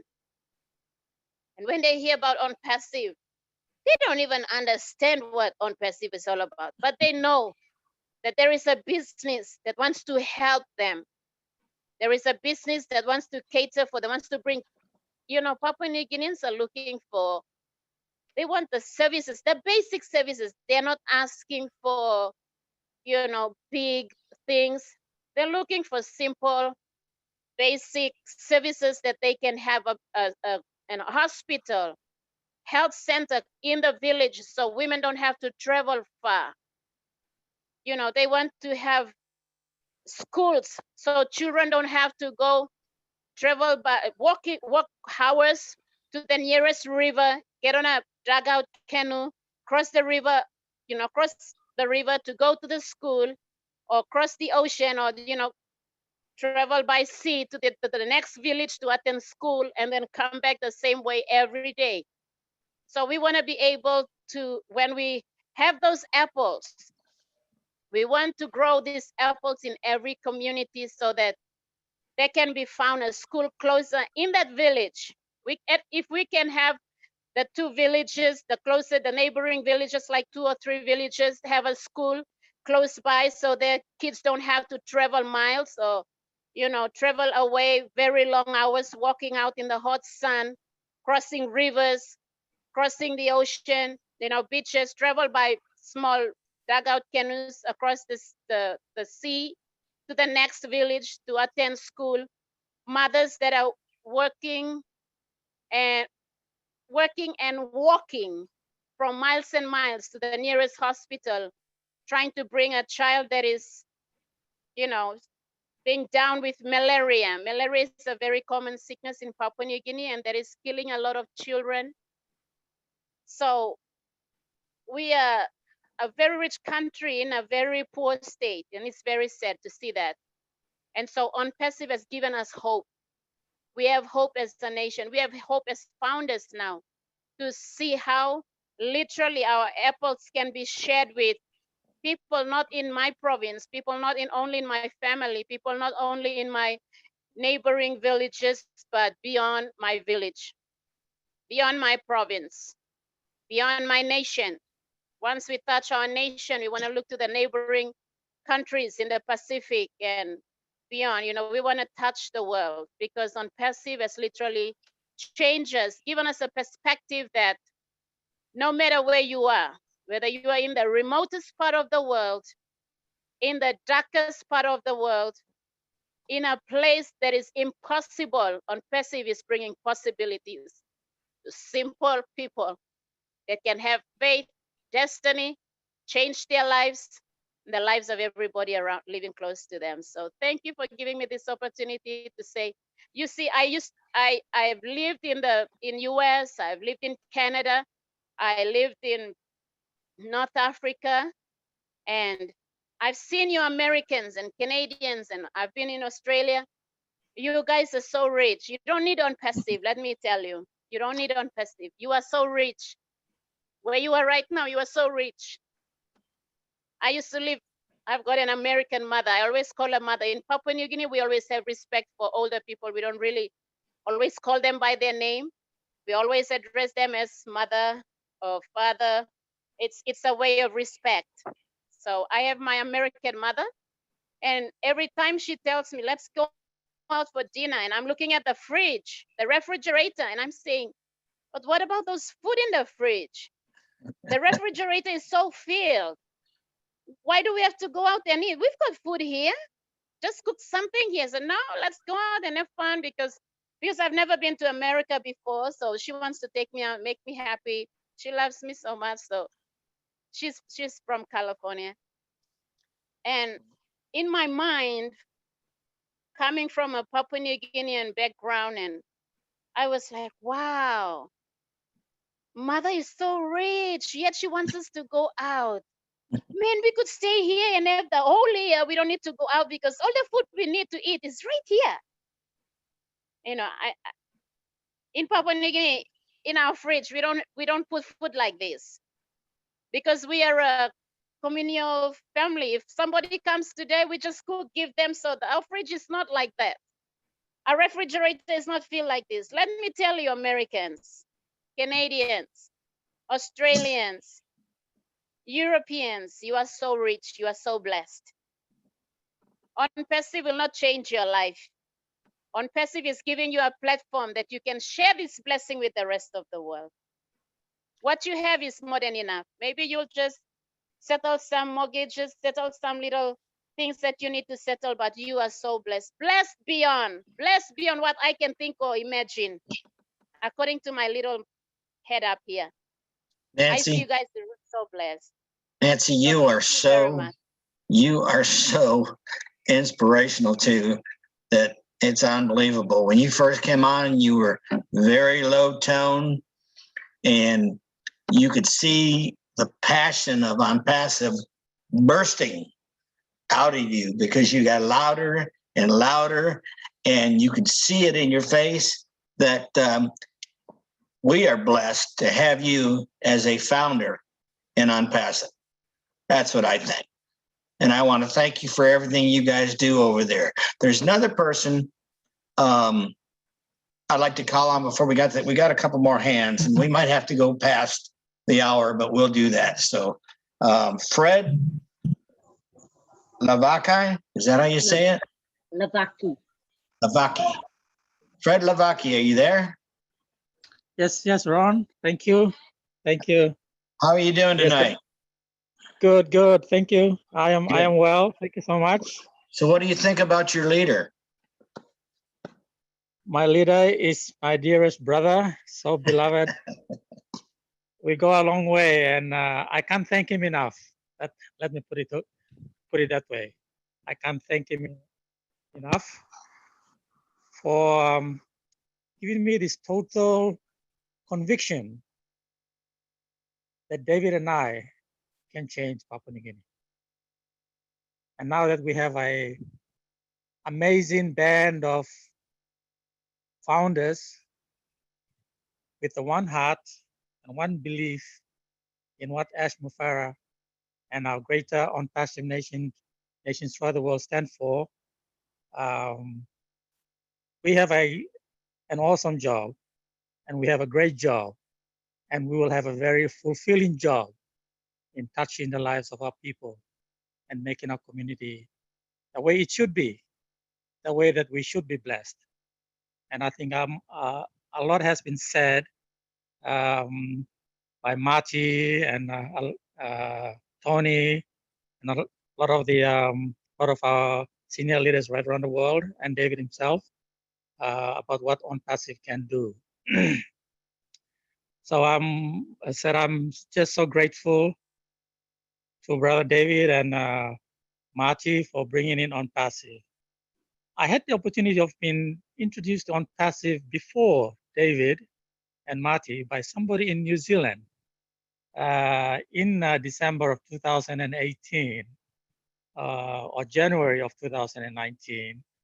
But where I was then, out of a job and out of money, I just took one look at the $97. I converted it into our Papua New Guinea currency, and it was beyond what I could afford. So I said, no, this is not for me. So I just let it go. And then David came back to me in December of 2019 and said, my brother, you and I have done it tough. I'm okay, you are not. Why don't you have a look at this? And when I had a look at it, I said, well, you're a good brother, so I won't say no to you. I know nothing about this. I am not in any position whatsoever to be able to afford this. but I'll take the gamble and I'll get in. So I joined in December 2019. And then I sat and looked at it for a while until about April, when I had the opportunity to listen to our dynamic CEO, Ash Mufarah. And when he spoke from his heart, it naturally just shook me that this was virtually what was in my heart as well. And I said, whether this is for real or not, but the heart is real, and I'm going to go for it. So I got up and started to work, and then I touched base with my dynamic team leader, Veronica Wang, and then the rest is history. We've just gone from strength to strength, bringing in a lot of people in our team, supporting David. So it's been a exciting ride, and at the same time, it actually opened up my heart about what I really wanted to do. And been without a job for a while. I was also in the same bank with David. I was in the executive management, in the head office of the bank for almost 20 years. And then when I left, I lost. I didn't do anything, and had a bad turn in life, and I lost everything, and I had to start all the way from scratch. So my initial reaction was, this is a chance for me to make some money again. But when I had heard Ash speak, the money idea went out the door, and it was all about reaching out and touching people. Although I had nothing, but I could feel the feeling in what OnPassive was all about and what Ash really wanted to do. So I did a bit of homework about trying. I'm not an IT guy. In fact, I'm not a university graduate, but I managed to get up to the higher echelons of the bank, becoming a company secretary for 8 years. So that gave me an insight as to what I felt OnPassive could do, and with technology. So I spoke to a few friends who were in the savvy, who knew about IT, and when they told me that OnPassive had the tools, had the idea to revolutionize the online marketing program, that was it for me. So yes, Ron, since then we've built up a fairly good team, but the story has been exciting too. It has opened my heart to reach out, not to be able to just make money. If I can get somebody to see this opportunity and reach out themselves, then I think it'll be a wonderful story. I'm on the other side of Papua New Guinea. I'm in the second city of Papua New Guinea, in a city called Lae, which is about 40 minutes by plane flight time from Port Moresby. It is the industrial hub of the country, with a big port. Most of the people that I've worked with here, surprisingly, and as Vero and Dynamic Sister Nancy have already alluded to and mentioned, the women folk here have been the biggest players in OnPassive right here. And the story of our women are, they know their roles quite well about being the home keeper. The man, they go out and they make the money, but the woman puts everything into perspective in the home front. And they are out and about looking for every kind of opportunity that comes into town. And most of them are rural based as well. They don't live right in the city. They live on the outskirts of the city, probably about 45 minutes to about an hour's drive, maybe 2 hours drive out of city. And they are into every known online marketing programs, multi-level marketing programs that have been introduced to PNG. And they have this desire to try and make a little bit of money whether it's big money or small money, doesn't matter, as long as they can make some money to put food on the table. And you see them in every form of multi-level marketing program. I've just touched base with a group that that is into the latest, one of the latest ones called in multi-level marketing programs in PNG, and they've just caught on to the theme that is in OnPassive about working while you sleep. Sorry, making money while you sleep, and the machine doing all the work for you. You don't have to do anything else. That has driven them so well that they've now just come on board OnPassive. And I'm working with a group of women, probably about 1,000 in the membership. That is the target that we hope to bring all of them on board into OnPassive. And in the scheme of things, with working with the communities here, I have I have a story of a young woman that she's a widow with one son, and she lives out in probably about an hour's drive out of town. And to get to her place, you have to go to there's a huge river that crosses that road, and when it floods, you cannot go across. You have to virtually walk across it when it doesn't rain. And Leh is known for its rain. We call it rainy Leh. It rains nearly every second day, nonstop. And so she has to cross that each time to be able to get into town. I had a chance to be able to meet her and her team only once, and then she went back home, and then got a bag of what we call a bag of mustard. It's a little fruit that you chew with a betel nut. That gives it's a red color. So she had to get this bag of fruit and travel almost 200 kilometers to another town. It's an old gold mine town. It's a well-known township in the early days. It was the first gold rush in Papua New Guinea. So she had to go there just to sell this bag of nuts, well, to make her money. And she fronts up to me that within 3 days and said, "This is my money, Fred. I want to register." So that shows the determination when they know their hardship and they can see an opportunity that will make it easier for them, where they don't have to do any work. She's part of this multi-level marketing program where she has to go and sell and buy and recruit. And when she found out that there was an opportunity where you don't have to do all that, she was sold. So she did that. She had to go that far just to make money, to pay for her registration. She said, "This is for my son. I lost my husband and I don't intend to get married again. And at least my son will have a future." That is the kind of determination we have in most of the women that I've worked with. And within just 2 weeks ago, in a matter of 3 weeks, I signed 30 women who came on board to join OnPassive in that particular group. So OnPassive will be probably powered by the mothers and the women folk of Papua New Guinea. I've just set a foundation here in a province called Omorwe Foundation, and that has been powered by a woman. I just encouraged this lady. I said, OnPassive in Morbe is been powered by women. You take charge. I don't want to be in this. I'll be there just to help you. You run it, because a lot of the team will be women.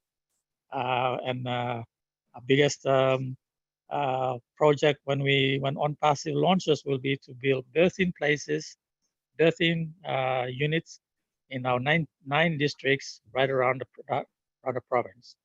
As Vero mentioned earlier on, a lot of the mothers who have difficulties with the birth, at birth, they have to be flown in by helicopter around our province. So one of our key things will be to be able to put in birthing units in most of the districts, so it's easier for them to have access and quicker. But we have a dynamic team of women that is powering Papua New Guinea. And as David alluded to and mentioned to, sorry, not alluded, mentioned to, Papua New Guinea is a land of missed opportunities. And it shouldn't be. we are so rich, but the way our resources have been handled, we are poor. And my province, the province that I'm in, Escott, will have one of the biggest gold mines to be run by Barrick, a South African company, and I think with the Canadian connections. That is about to start, but our people will only get about 2% out of that, you know, and that's a sorry state of affairs. So what we hope to do with our co-founders in Papua New Guinea is to get together, work together, and help our resource owners, the landowners, get a better equity, to get a better stake in the resource development of our country. So we want to go from the 2% to maybe say 50%, you know, to make it more realistic. And ultimately, Ron, ultimately, the aim would be for these landowners to take over those mines and run it themselves. And my dream is that with the support from all of you, all our good co-founders right around the world, this is a doable thing for Papua New Guinea, that our people can own its own resources. And with 10 million population,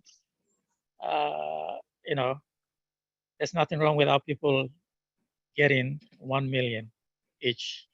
It can be done, you know.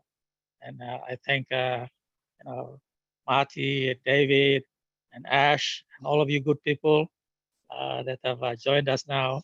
Our feel, our thinking about the reality of Papua New Guinea is becoming more real.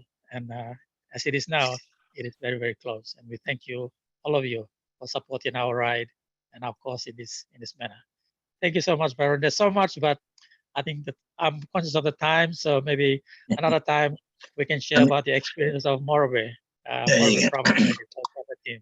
Thank you so much. That'd be great, Fred. Another day we will hear. And you know, you're right. It's even, no matter where you are, when it comes, you're talking about your women being strong. I'm a strong believer in any good man. Behind any good man stands an awesome, great woman. So it sounds like that's true in Papua New Guinea also. Yes. So thank you, Fred, for coming on and saying something for us. Robin, I think we go to Robin, and then Tim Dillon had his hand up. Robin, go ahead. Thank you, Ron. Thank you, Lynn, again for a wonderful evening. David, amazing. It's wonderful to see you and to have everybody there with you from PNG. You and Susan, Veronica, Nancy, Fred, the Jocelyn's, the Joannas, the Cathys, all of you are an example to the world. You are the example of what OnPassive is creating this for. And you are going to teach us even more after the apples and those orchards are grown and those apples are falling, because you know exactly where you are going with all of this, and you are doing this together. You are all so amazing, and you are people of the earth with the biggest hearts and the most beautiful smiles and so much love. You want to help each other. You are traveling into the highlands. You are traveling to the corners of the country, and you are helping people to understand what this is all about and what OnPassive is. I stand for you. I'm so proud to know you. I know the people's heart from my visits there. And as I say, I just look forward to coming back and to be able to be with you again and celebrate your successes and all that you've created. But don't stop, because after those apples start falling, you have an even bigger lesson to teach the rest of us, not only in OnPassive, but in the world, because we have no clue where this is going.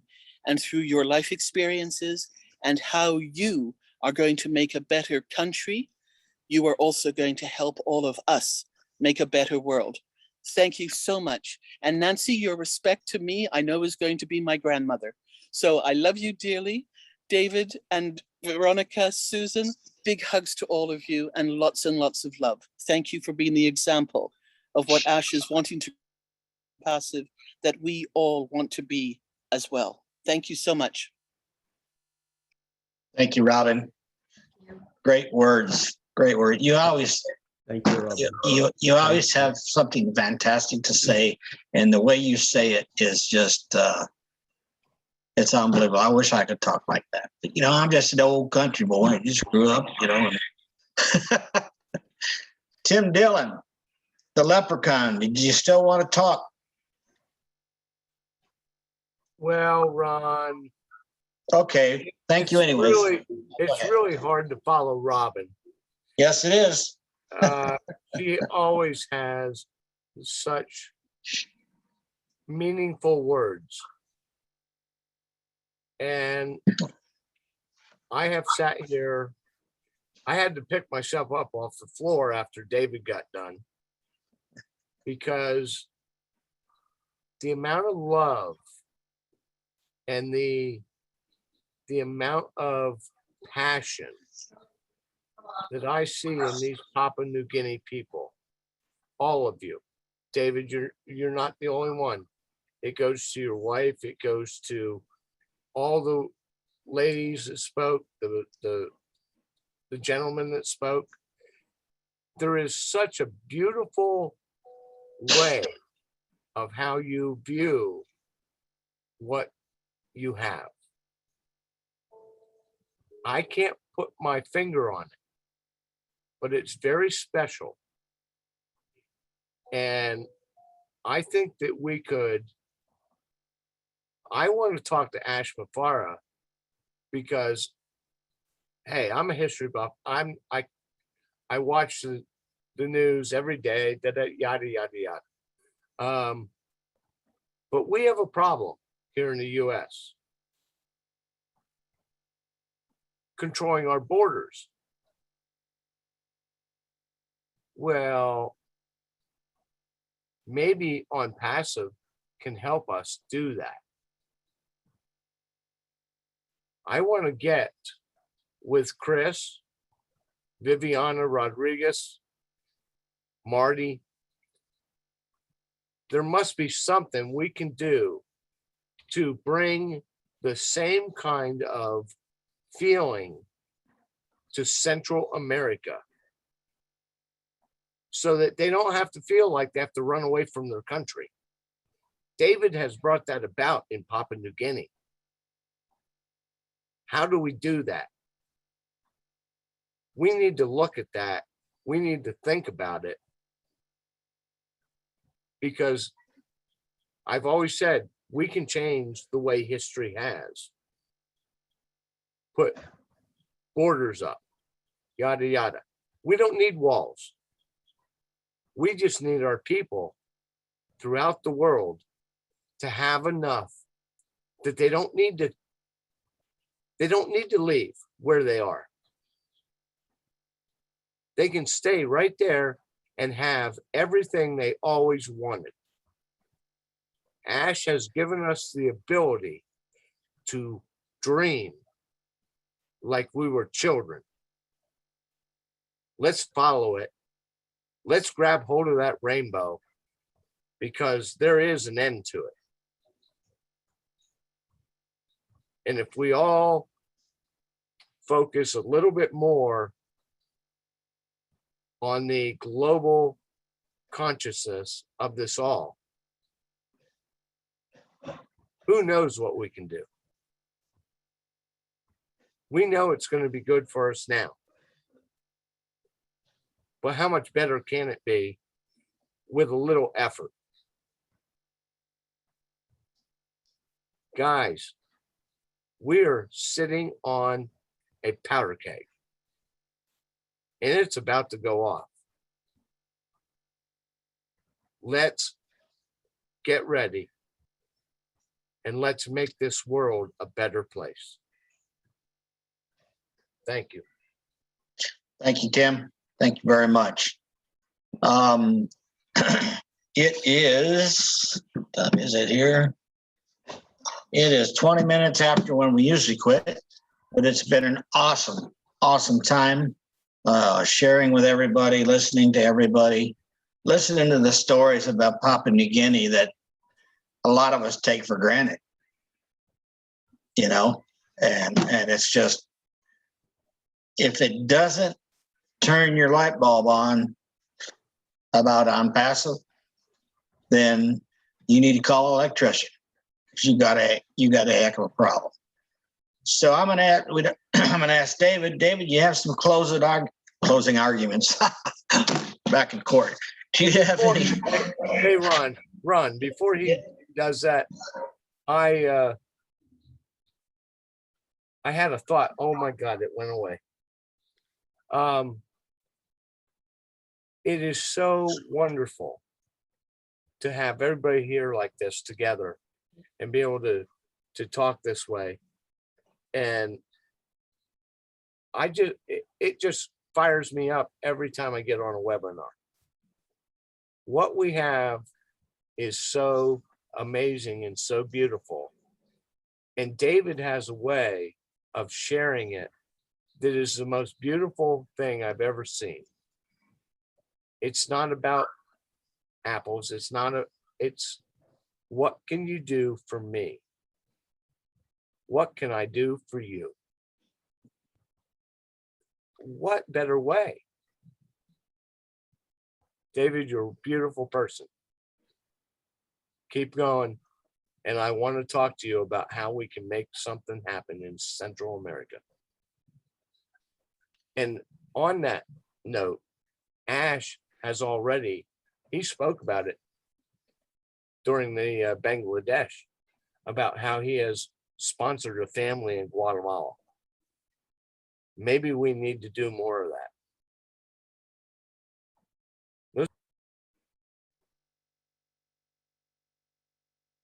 Uh-oh. We lost him. We lost him. Okay. Well, anyways, before you start talking, David, I want to interject something real quick about what's going on here. September 12th, if you're in the Tampa, St. Petersburg, Clearwater, Dunellen, Central Florida area, Judy Miller, LYNN Nakamoto, and I are going to be over at a restaurant area. I think it's on the Gulf, right? Then, Pam sent me. It's in St. Pete. That's okay. It's in St. Pete at John's Pass. John's Pass. Okay, great. So if you want to come out and have a cup of coffee with us and talk some OnPassive talk, nothing formal. Okay, we're not going to have, we're not going to feed everybody. Sorry, that's next time when we have a good get together. But you just want to come over and socialize. I'm coming over from Orlando, and just put it on your calendar. The tentative date right now is September 12th, and probably around 3 p.m. in the afternoon until the early evening. So put that on your calendars. If you want to PM Judy Miller, PM her, and maybe she can take account, make sure that we know what's coming on, because so we can get some people over there. Just keep track of it. Or LYNN, or I, whichever, and we'll put it together. But I just want to say that real quick. And Judy, thanks for starting that. And we'll try to get it done. All righty. Judy, you have anything else? Whoops. Not that I can think of. It's outdoors. Well, there's restaurants and all kinds of stuff, but it's John's Pass at St. St. Pete's, Florida. And it's a big boardwalk. There's lots to do. Hope it's sunny.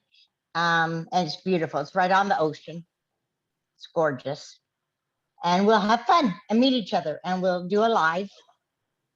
And we'll have fun and meet each other and talk. And somebody just asked in the chat, let me get rid of that, if they could send their guest to us, to St. Pete. And I don't see any reason why not. Okay, absolutely. Just make sure that they don't register under somebody else while they're there. make sure they tell us that they're a guest from such and such. I think that would be best. So, because we don't want any accidental mistakes, okay? Because nobody wants that. So, thank you, Judy. Yeah, don't want to lose our head. That's right. Thank you, Judy. I appreciate it. You're David, welcome. David, closing remarks. Let's try that instead of closing arguments. Wow. Well, thank you, Ron, and thank you, Lynn, for having me and my fellow Papua New Guineans in your webinar this evening or afternoon, your end. It's midday here now. And it's been a wonderful sharing here. It's heartwarming, and I feel all your love. I feel, you know, the togetherness that we have here as we are sharing together. And it's a privilege that OnPassive has really created a platform for us, and we can know each other from this this level wherever we are in the world. And I'm so privileged that OnPassive has came into my life, and it has changed my perspective of everything, and it has allowed me to dream again and see where my visions can carry me. And thank you for all the words that you founders have spoken. Thank you, Robin, for your word. Thank you very much. And thank you, Tim, for your encouragement also. We will work together on a number of things. Thank you. I take that on board. And I want to give respect to my fellow founders who came on and spoke, Fred Lavaki, Veronica, and my daughter, Nancy. Yes, they are my pillars. They stand with me, and we share this business together. And all my other founders who have joined us here, thank you for coming on board and giving me support. I always treasure your valuable support. David, it's been a pleasure. Where'd he go? Oh, there you are. Been a pleasure having you again. You're an inspiration to all of us. And your words needs to resonate with many, many people of what can be done, because you're showing it. A couple other shout outs I want to give before we get out of here. Bill Musk was on here. I saw him. We thank Bill for everything he does behind the scenes with his graphics, and him and Tim Johnson. And there's another person, I believe, that's doing it now. And, you know, the biggest guy I want to shout out to right now is the guy that lets us have this webinar and helps us with this webinar, co-host or host this webinar. And well, there's two people. Number one, it's Ash's webinar, so we thank him. But Marty DeGarmo, unmute yourself, sir.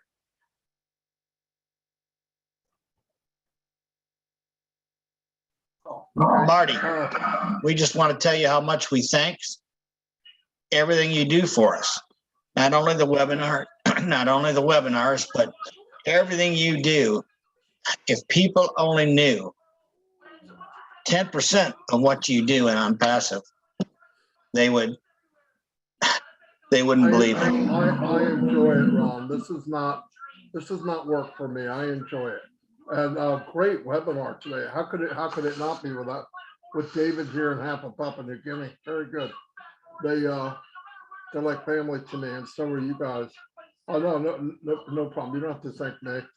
Well, we're going to, so ha ha ha. Yeah, it's on Ash, guys. It's on Ash. I did tell Ash this was going on. He's swamped right now, so he couldn't make it. But anyway. Yeah, that's no problem. Yeah, very good webinar. He needs to get to work anyway, so. Yeah, I told him to stop goofing off. Yeah. Oh, well. Chris Johnson, I saw you all on here also. Thank you for your help. Julie, you were great tonight. Thank you for your help. And Kevin, who produces our graphics. Well, the lovely graphic is done by Kevin. Yes, but there's another person too. Kevin, you do an awesome job, and I appreciate your help you give to us and everybody. I just wish sometimes you'd wear a hat. I don't know why, but are you still there, Kevin? I am, sir. And you know, I was No, no, I won't say that. But, I'll think about the hat idea. I'll think about the hat. All right. I didn't mean to forget you. I was just looking through the screens real quick. So we appreciate everybody. Thanks again, David, for sharing with us, joining in with us. And I think we're going to say goodnight. So everybody open it up and say good night, folks. Good night, everybody. Good night. Good night, folks. Good night, Lee. Good night, everyone. Webinar. Good night. Good night. Good night. Bye, thank you. Good night. Everyone. Good night, David. Good night, Veronica. Good Good night, Danny. Good night, everybody. Good night, Thank you. family. Love you all. Love you. Good night. From Trinidad and Tobago.